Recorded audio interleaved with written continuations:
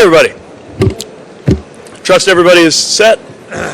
All right. Well, good morning again. Thank you for joining us, and a special thanks to Administrator Whitaker of the FAA and Administrator Pekoski of the TSA, both for joining us today and for their excellent leadership and the partnership of their teams. We are a week out from Thanksgiving, and TSA is expecting a potentially record-breaking holiday travel season. If recent experience is any guide, these will likely be some of the busiest travel days in U.S. history. While there are, of course, some factors that affect travel, especially the weather, that are truly out of anybody's control, we can take and have taken a number of steps to make travel better. The efficiency of flights themselves, the facilities at the airport that you use before and after you're on board, and of course the new expansive passenger protections that we have secured in the event that your travel is disrupted. The Biden-Harris administration is soon coming to a close. The presidential transition is underway, and this may be one of the last times that I'm with you here at DCA. So I want to take a moment to remark on what we have been able to do since we got here, starting with something that I think is all too easy to forget, which is the condition of the U.S. aviation sector 4 years ago when President Biden took office. It was still the midst of the pandemic. The airline industry had, all right, now we can all hear me. The airline industry had been brought to a standstill by the onset of that pandemic. There was no consensus about how long it would take for our nation's airlines to recover or whether our airlines would survive at all. Through relief packages passed in Congress, American taxpayers ensured that airlines in the U.S. stayed afloat in that time of need because our nation needs a functioning system, both for passengers and for cargo. Those measures worked. As we all know, they worked so well, we sometimes forget how close we came to the airline sector completely collapsing in this country had it not been for those interventions. But it did work, and the airline industry came roaring back, so much so that they almost immediately faced the opposite problem, struggling to keep up with the extraordinary demand. And too often it was passengers who felt the brunt of that. So our department stepped up and stepped in to use every power within our authority to improve service and to improve the flying experience for airline passengers. In concrete terms, some of what that includes automatic refunds for canceled and changed flights, refunds for late baggage, refunds for services not provided like Wi-Fi or seat selection or in-flight entertainment. During disruptions, free rebooking, meals, hotels, related transportation. No more family seating junk fees for several airlines. Passengers who experienced delays on Southwest flights that are considered controllable will receive $75 compensation vouchers as required by our consent order, and the first ever protections against frequent flyer points devaluation that were secured in the Alaska-Hawaiian Agreement. Enhanced protections for millions of passengers with disabilities who deserve to travel safely and with dignity. $4 billion in refunds that had been owed by airlines to passengers secured with our help, and a new partnership with over 20 state attorneys general that makes it possible for them to investigate airline complaints.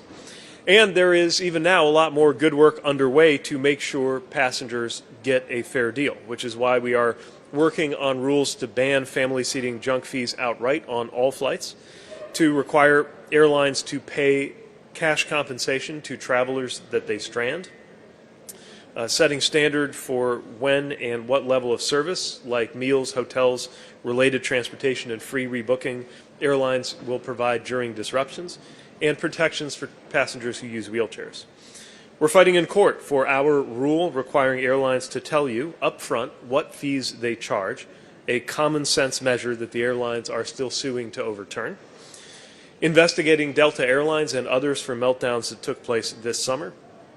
Scrutinizing airline privacy policies to make sure that they are not unfairly using passengers' personal data. Probing the 4 largest airlines' reward programs amid concerns that they could be devaluing points, hiding prices, charging extra fees, or making it harder for smaller airlines to compete. examining the state of competition in air travel and what practices or problems might be limiting flight options, making flights more expensive, or otherwise making it painful to fly. In sum, our administration has overseen the largest expansion of airline passenger rights and enforcement in the history of our department. During the busiest air travel years in the history of our country, with some of the lowest rates of flight cancellations in over a decade this year. At the same time, we have also made historic investments in our aviation infrastructure to make sure that the U.S. airspace maintains its status as the safest, most efficient, most complex airspace in the world. The fact that the safest way to travel in the world is to enter a metal tube with dozens or hundreds of other people and be propelled through the air by highly flammable liquids at nearly the speed of sound, sometimes miles above the surface of the ground, that is the safest form of travel we have, I think represents a civilizational achievement that we all too often take for granted. That achievement is hard-earned and renewed every day by the efforts of everyone involved in our aviation system: air traffic controllers, pilots, flight attendants, TSA personnel, ground crews, so many people at the FAA and other workers who power our commercial aviation sector. And if you have been through an airport lately, you've also noticed some construction underway. Thanks to President Biden's infrastructure package, we are modernizing airports with the first ever federal funding program for front-of-house projects alongside the more traditional investments in things like radars and control towers and taxiways.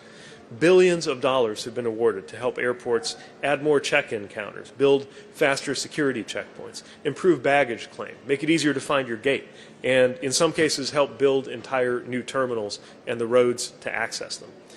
To date, we have invested in nearly 1,500 airports across this country, some on projects where they've already cut the ribbon on a finished project, while others are just getting underway. We also continue to call on Congress to give FAA the long-term, stable funding that it needs to modernize equipment and ensure smooth operations far into the future through mandatory funding for their capital accounts. There's a lot of mention just in the last few minutes, but there's one final message I want to leave the traveling public with, which is if you are traveling this week, next week, remember how much we all count on the aviation workers who safely get us where we need to go.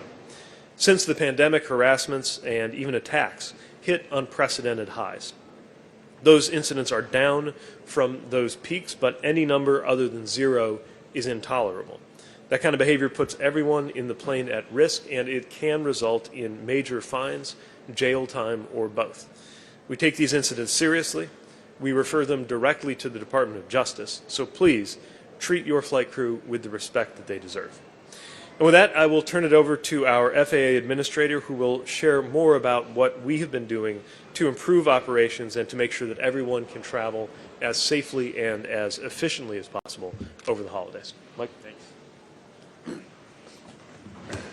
Good morning, everyone. Thanks for joining us. I'm pleased to be here with Secretary Buttigieg and Administrator Pekoski ahead of what we think will be our busiest Thanksgiving travel period ever. And while every day between now and Thanksgiving will be very busy, Tuesday is forecasted to be our busiest day. And while we know everyone wants to get to their final destination as quickly as possible, our priority is to get you there safely. So you should rest assured the air travel is safer than ever. The FAA works around the clock so that passengers are safe from takeoff to touchdown. In fact, we've seen recently a drop in close calls. And for the first 9 months of 2024, the rate of serious close calls decreased by 72% from the same period last year. That's the result of a lot of action that we've taken to address and prevent runway close calls, including deploying new technology around the country. For example, we sent 4 airfield surveillance systems to the fastest growing airports in the country: Austin, Indianapolis, Nashville, and Dallas Love. This technology reduces the risk of runway incursions by improving air traffic controllers' situational awareness. It's been so successful that we want to deploy that at 14 more airports by the end of this calendar year.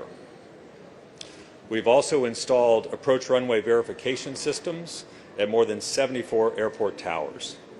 This technology provides audio and visual alerts to controllers if an arriving aircraft is lined up to land on the wrong airport surface.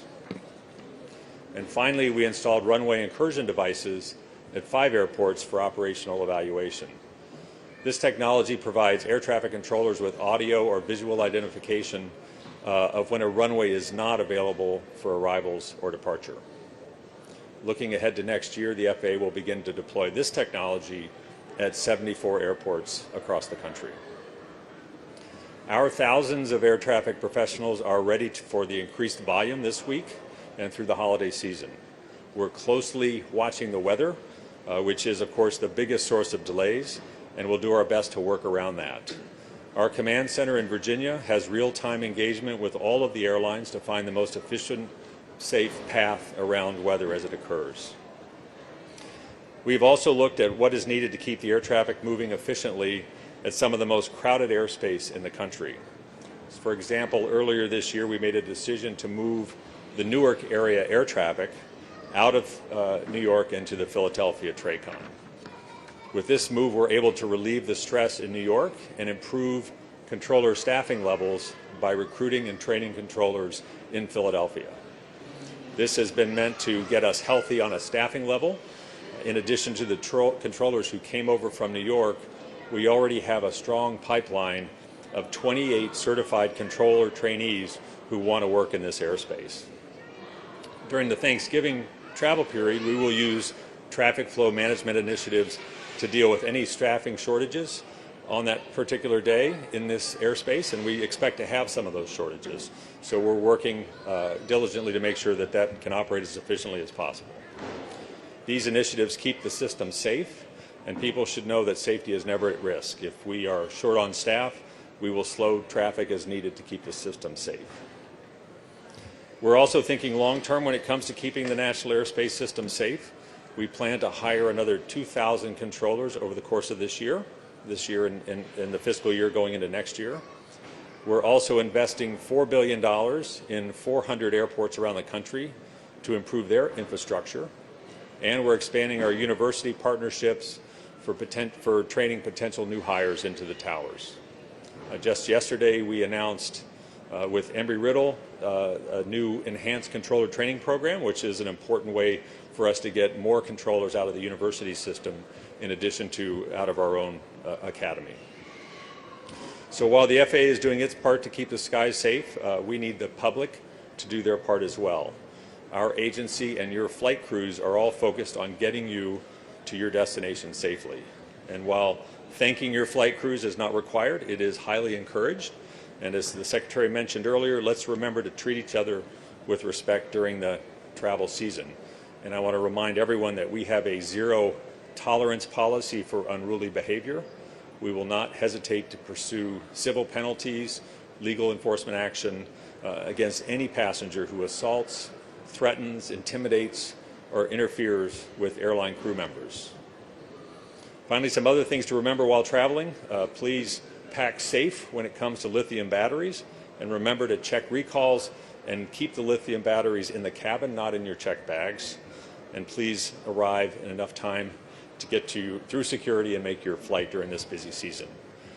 Which all seems like a good segue to turn it over to Administrator Pekoski, who will have some more travel tips for you for this travel season. Thank you. Thanks, Mike. Well, thank you, Mike, and good morning, everyone. It's great to be here at Reagan National Airport, which is an airport that has historical significance to my agency. It's literally the birthplace of TSA, because on the 19th of November 2001, President George W. Bush signed the enabling legislation that created TSA, and TSA this week is 23 years old. It's a privilege to be part of Secretary Buttigieg's press conference. TSA started in DOT before moving to DHS in 2003. We have maintained strong ties with DOT and worked together to ensure safe and secure transportation in this country. That joint work includes topics like cybersecurity, unruly passengers, as Mike mentioned, public charter operations, advanced air mobility systems, air cargo security, and of course, passenger safety and security. As the Secretary and Mike have said, this will be the busiest Thanksgiving ever in terms of air travel. That's not a surprise, given the incredible recovery in air travel in the United States since the pandemic. This year has already been the busiest in TSA history. All 10 of our top busiest days in our 23 years have occurred since the 24th of May of this year. And we have screened in excess of 3 million passengers in a day for the first time ever. We expect we'll break that threshold over this holiday period. We project our busiest days in terms of passenger volumes to be next Tuesday at 2.8 million passengers across the entire system of 433 airports, next Wednesday at 2.9 million passengers, and then the Sunday following Thanksgiving, which is always our busiest day. It's the busiest day of the year typically in passenger travel. That will be a day that will have more than 3 million passengers, we project. As I said, this year passenger volumes are the highest we've ever seen, and fortunately our staffing in TSA is also at the highest levels that they have ever been. Plus, we've introduced a lot of new technology to improve security effectiveness, to improve security efficiency, and to enhance the customer experience. We are ready across 433 federalized airports to ensure passengers can complete the screening process within our established wait times of 30 minutes or less for non-pre-check passengers and 10 minutes or less for pre-check passengers.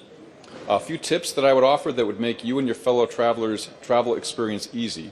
The first one is start with an empty bag. If you're picking up a bag that you're going to carry through the checkpoint and you might have used it for some other purpose beyond air travel, just please make sure it's empty before you start packing it for your trip. We often find that people have things in their carry-on bags that they forgot about because they had put it in several weeks or in some cases several months ago.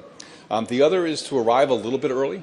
As you arrive, pack a little patience. It's going to be crowded. It's going to be crowded especially during the rush hours that occur in airports nearly every day. Very early in the morning, in the early evening hours are generally the busiest times. If you travel with a firearm, you must put that firearm in your checked bags. It cannot go in your accessible property or your carry-on bags, and you must declare it with the airline. Firearms cannot be in the checkpoints, they cannot be in the sterile area of the airport, and certainly not aboard aircraft. Just this year, we have detected over 6,000 firearms already, and that is a costly mistake for people who introduce firearms into the checkpoint in terms of money, because it results in a civil penalty, also in terms of their time, also in terms of the safety of everybody in that checkpoint operation. And so I would just encourage people, if you travel with a firearm, you can absolutely do it. It just needs to be in your checked bag. The other piece of advice I'd offer you, if you have a question, and really this is the holiday where people generally have the most questions about what can I bring. And literally, if you go on the TSA website, super easy to remember, tsa.gov, there is a special tag for what can I bring. And you can put what you want to bring into the search feature, and it will tell you whether you can bring it in your accessible property through the checkpoint or whether you can bring it in your checked baggage. So I'd encourage everybody to use that feature. Another one that I would offer is we have a texting feature. If you text Ask TSA, no spaces, you will get an answer back from us very quickly with the same kind of questions. Hey, can I bring a turkey, for example? Can I bring stuffing into the checkpoint operations for screening? While it won't be a benefit this Thanksgiving, I would just offer that to future-proof your convenience in follow-on travel as early as the December holidays, consider one of the trusted traveler programs like Global Entry or PreCheck. Visit tsa.gov to enroll or dhs.gov. Either site will take you through steps that will bring you to our enrollment vendors, and you will have a much more convenient experience. As I mentioned, TSA pre-check passengers generally wait 10 minutes or less. Typically, it's in the sub 5-minute wait times for that service. TSA pre-check provides 5 years of membership for about $15 a year. So it's basically covering the costs we incur to operate the program, but I think it's a very good investment for people who might want additional convenience in their travel. All year long, but especially at Thanksgiving, I am thankful for the work the entire TSA team does to ensure your travel is safe and secure. I am thankful for the strong partnerships we have with our colleagues at DOT and FAA, with the air carriers, and with the airports. We all work hard every day to ensure a seamless, safe, and secure travel experience. Please consider offering your thanks to our dedicated frontline workers as you travel over the holiday, whether it's a gate agent, a flight attendant, your pilot, or a transportation security officer. Thank you, and now we will turn it over to questions, please. Thank you.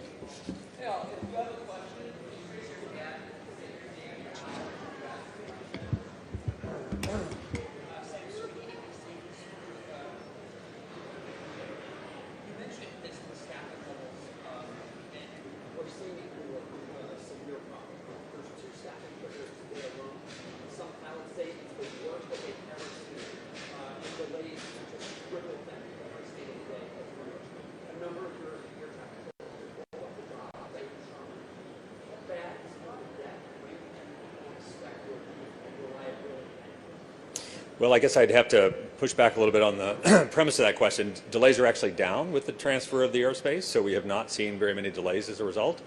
And we are working the traffic, the staffing issue as quickly as we can. We expected some disruption, which is why we're pushing so many controllers through the pipeline. We have never been able to get this kind of a pipeline for staffing Newark when it was in New York, and so we're very optimistic we're going to get through this with minimal delay. So we work very closely with the airlines. They've understood that there were going to be some bumps in the road. They haven't been any worse than we anticipated, and the delays are actually down year over year.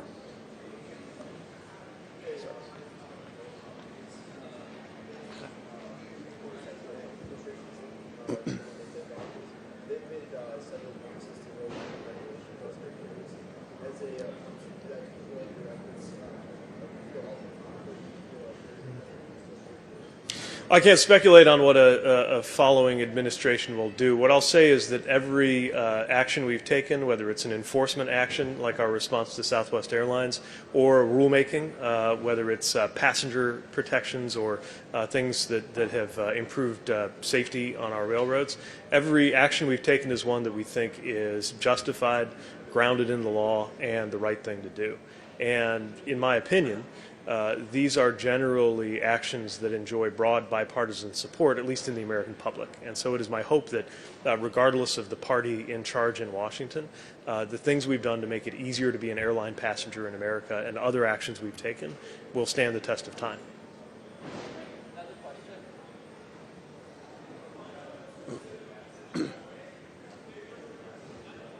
Sorry, a little louder.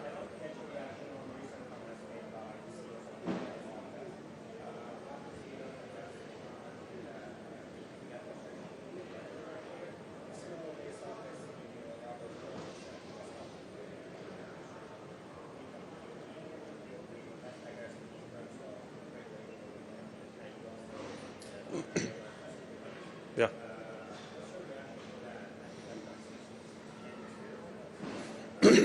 Yeah, so I know that some airline CEOs have expressed hopes that the next administration will be less passenger friendly and more corporation friendly than this administration. I can't speculate on whether that's true or not. What I will say is that the passenger protections we have put in place deservedly enjoy broad public bipartisan support. So while they might be hoping that a future administration will eliminate those passenger protections, I've got to say that the feedback we've gotten from the public has been universally supportive. I just don't run into a lot of people who are against the idea that you ought to get an automatic refund without any hassle, for example. Now, of course, both of those airlines have also been investigated or have been on the receiving end of enforcement actions. I'm sure that's not been a pleasant experience. But the enforcement action that we took with regard to Southwest is one that did right by passengers and I think sent an important message in the industry. Likewise with Delta. Now let me be clear, the Delta investigation is still ongoing, so we don't have any conclusions.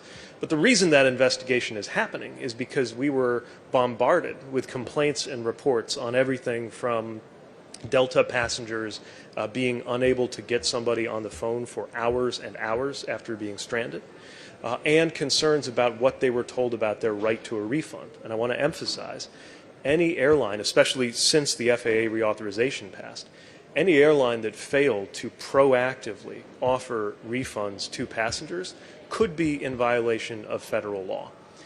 So we're going to continue to enforce the rules. We're going to continue to support passengers. And if I were an airline CEO, which a quick examination of my personal finances would validate is not the case, but if I were, I would spend more energy on taking care of passengers and direct less energy at my regulator. Secretary, do you still think the decision of administration to block the Spirit check-in file is the right one, given that they filed the bankruptcy? In the past few Administrator Whitaker, are you planning to stay around beyond January 20th and still do the transition plan? And can you talk about the cost of Boeing and their efforts to get the So yes, we believe we did the right thing, that was the right thing to do given the market and given the law. And I continue to be concerned about concentration in this sector in general. I think we've demonstrated we're not fundamentalist about this. We came to terms, for example, on the Alaska-Hawaii merger. And I want to note also that flights continue, of course, on Spirit as they go through that bankruptcy, far from the first time that has happened to an airline operating in the U.S. Mike? Thanks, and Shep, I think that was 6 questions instead of 2. But on your first point, Dave and I were talking downstairs that he and I are both in somewhat of an unusual circumstance, that our terms transcend administrations, and Dave has been through this process at least once. He and I have spoken a little bit. I haven't, so I'm looking forward to engaging in this process in the transition, and I was pleased to see that the DOT position was one of the early fills, so I'm looking forward to working with the incoming secretary, and right now we're focused on safety and trying to make this transition as smooth as possible. On Boeing, we have continued to monitor the situation. We still have folks on the ground even through the strike that was ongoing, and of course now they will be ramping up production, which has its own challenges.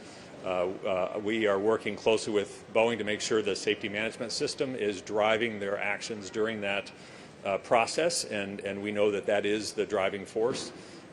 We will continue to have our regular engagement and work very closely with them, and I plan to visit shortly out there to resume our CEO level meetings going forward. Thanks.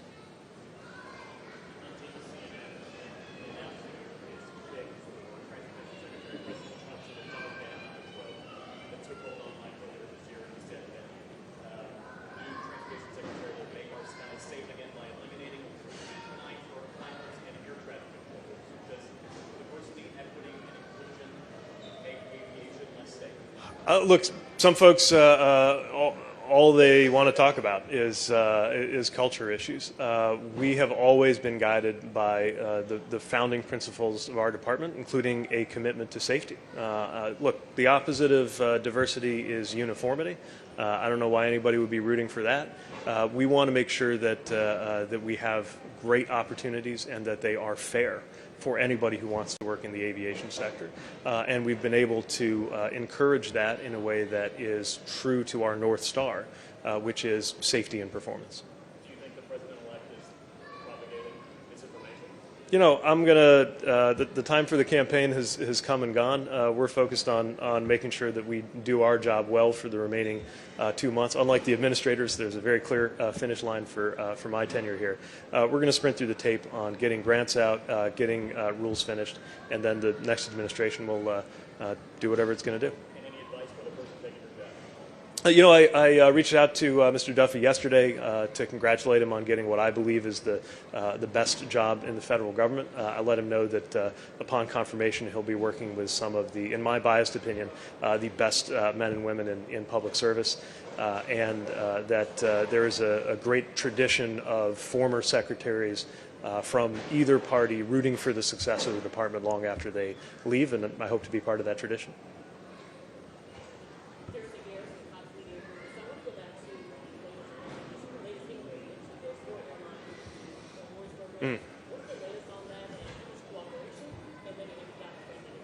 So to my knowledge, they have been engaging our department on the data that we have requested. That data and information is due soon. Our intent is to make sure that people's points and miles and their value is protected. It is, in our view, a real problem if a passenger is promised one thing and gets another. And we've heard complaints and concerns about a lack of transparency or sort of bait and switch where you're told, you know, if you get this credit card or do this, you're getting a trip to Hawaii, but you try to actually book it and it's just impossible. I think, and I say this is not just as a policymaker, but as a passenger, a lot of us love our points and miles. They have become almost like a part of our savings, but they don't have the same protections that cash savings in a bank do. We need to make sure that any practices related to those points and miles are fair and above board.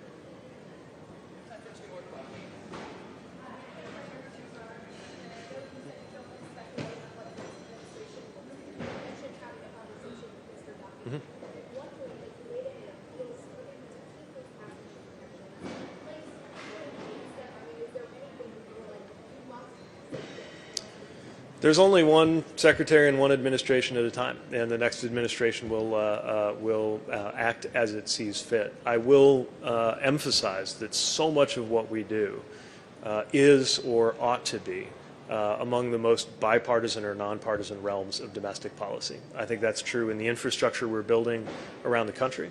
I think it's true in our safety and operations agenda.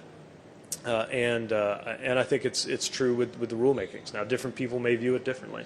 But again, in terms of the public response to our expansion of airline passenger rights, it has been overwhelmingly positive. And I do think that's an indication that measures like continuing to protect passengers can enjoy broad bipartisan support. You know, one thing I might have mentioned also in the context of Delta is I have always believed that it can only help the aviation sector to have strong passenger protections. And I would note that some of these companies have been showing very healthy profits, even at this new and higher level of consumer protection, demonstrating to me that those things can travel together.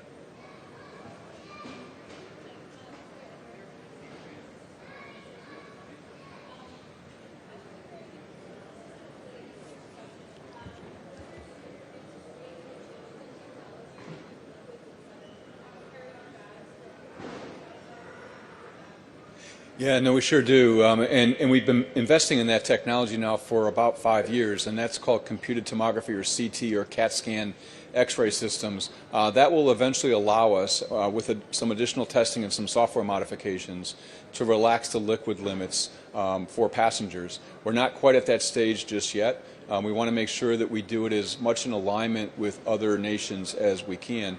I would note that that CT program, been in place for 4 or 5 years, at the current funding levels, won't be completed until 2042. We have a very, very big system in the United States. We have roughly 2,300 screening lanes, and so it's going to take us a while at current funding levels. But at an event yesterday, I mentioned that we do have contracts in place, and we can't complete that by 2031 if we had the funding to be able to do it. Thanks. All right. Thanks, everybody. Great. Thanks. I have a question. What's the answer to the turkey? Can you bring a turkey? Yes, you can.